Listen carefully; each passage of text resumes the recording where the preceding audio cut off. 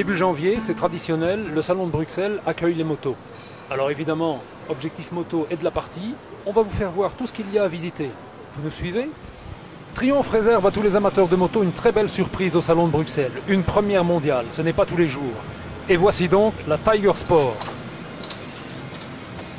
Beaucoup de nos lecteurs s'étaient interrogés sur l'avenir de cette Tiger qui avait fait beaucoup d'heureux précédemment. La voilà dans une nouvelle version, avec pour cible évidemment une certaine Ducati Multistrada, 125 chevaux, une position revue pour plus de confort, la possibilité de l'équiper pour le grand tourisme et toujours le 3 cylindres inimitable des Britanniques. On se retrouve sur le stand Suzuki. Comment ne pas évoquer la GSX-R 1300 Hayabusa, l'emblématique figure de proue de la marque Damamatsu. Elle nous revient en 2013 avec quelques aménagements. On ne peut pas proprement parler d'une nouvelle moto, mais en tout cas, il s'agit d'une moto élaborée pour un meilleur freinage. Car il faut bien dire que depuis le début, si on n'a jamais mis en cause les performances de cette machine, le freinage laissait un peu sur leur faim les meilleurs freineurs d'entre nous. Alors pour pallier cette situation, eh bien, on l'a doté des étriers Brembo monobloc de la GSX-R 1000 et on peut espérer que ça donnera un sacré résultat, d'autant qu'elle est maintenant équipée également de l'ABS. Alors vous imaginez bien que Suzuki ne s'en est pas tenu à ça. Si nous parcourons un peu le stand, on va voir qu'à côté des GSX-R 600 et 750, on peut aussi trouver une nouvelle version de la 1000.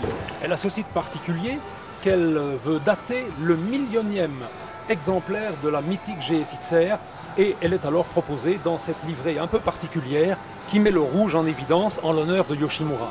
Et si on va encore un petit peu plus loin, suivez-moi, c'est par ici, voici celle dont on attend beaucoup, la V-Strom 1000. Encore à l'état plus ou moins de concept, mais pratiquement commercialisé déjà, Suzuki effectivement fonde de grands espoirs sur cette nouvelle machine destinée à contrer, entre autres, l'indéracinable GS 1200. Toujours chez Suzuki avec Thomas, Mr. Suzuki himself. Devant nous, le Burkman 650. À côté, l'Inazuma 250, deux grosses nouveautés dont j'imagine, Thomas, que Suzuki attend beaucoup. Exactement, il y a quelques segments qui marchent vraiment bien en Belgique. Important, c'est le Maxi Scoot et le Grand Trail. Donc on parle d'abord du Maxi Scoot, le Burkman 650, qui a été redessiné complètement, nouveau châssis, nouveau embrayage, le look est complètement mis à jour, donc on attend beaucoup de ce scoot. Je vois que extérieurement, on pourrait le confondre avec l'ancien, donc ce sont surtout des évolutions techniques. Quand tu regardes de proche, c'est quand même, il a été refait complètement. Le look est plus aigu. Il y a des nouveaux feux. Le coque arrière a été redessiné. Il y a même un nouveau cadre arrière. Donc, elle ressemble à l'ancien modèle, mais il a été refait à 100%. On en attendait beaucoup déjà de l'ancien. L'ancien a fait ses preuves. Celui-ci sera sûrement mieux. Et que penser alors, Thomas, de l'Inazuma 250 ? Bon, surtout avec le nouveau permis, on pense que l'Inazuma est très important pour Suzuki. C'est une bicylindre 250 qui offre beaucoup pour le prix. Donc on pense que ça peut être important pour Suzuki, l'Inazuma. Merci Thomas. On le voit, elle est aussi inspirée des GSR et peut-être même de la grosse B-King. Ça peut plaire à un public jeune. Exactement, ça c'est l'idée, plaire aux jeunes, mais aussi aux gens qui utilisent la moto pour aller au boulot. C'est une moto pratique, bon marché et très moderne. Alors Thomas, la dernière question. Qu'est-ce que Suzuki peut faire pour contrer la crise?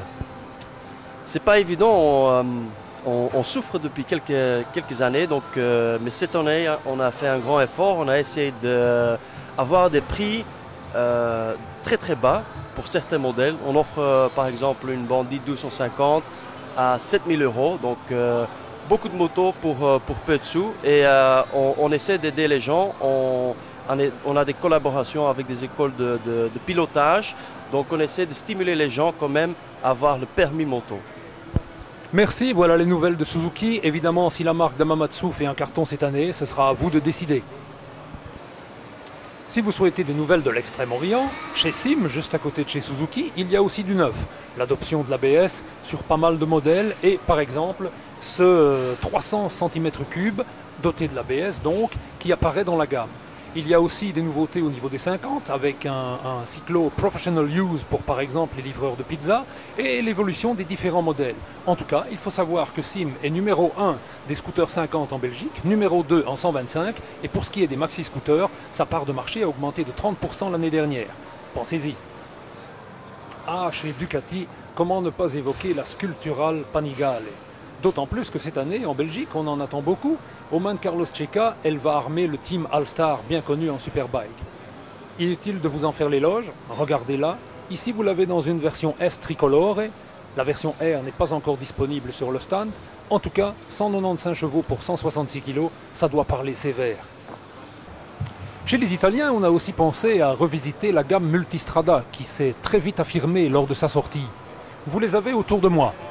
À ma droite, la 1200 standard, à la limite du roadster. Juste ici, la version Touring, un peu plus axée tourisme. Et pour ceux qui veulent vraiment voyager lourd, vous avez à côté de moi la Grande Turismo. En tout cas, des machines au caractère affirmé qui réinventent le plaisir de conduire sur un trail.